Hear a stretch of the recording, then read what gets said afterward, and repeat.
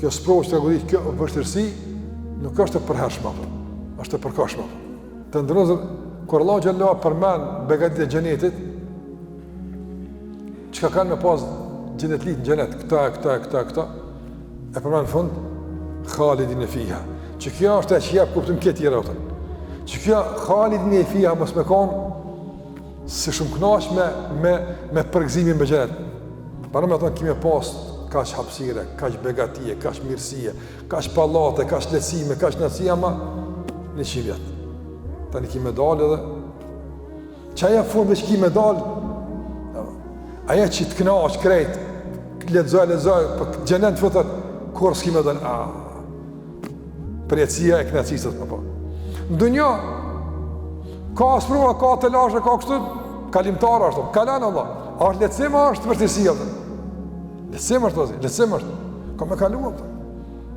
Bilali ka qenë smut radiallahu ta'ala anhu, edhe rrëfen gruaja e tij për ethet e vështira që i ka pas, ka qenë gjendje shumë trapa.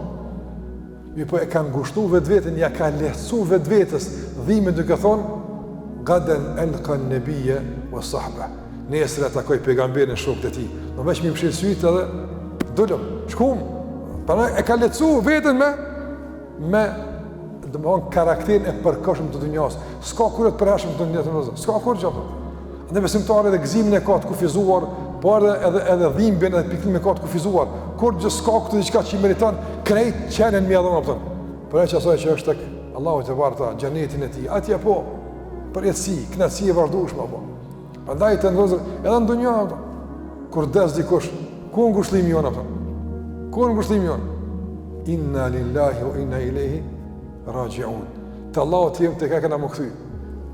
Për gëzimin që kime e taku nesër prindin tën, dashnin tën xhenet, në përjetësi që s'dash kur me te, që kjo është të ndozë lehtësimi më i madh në çdo sprovë që të godet, çdo përgjigje që të godet.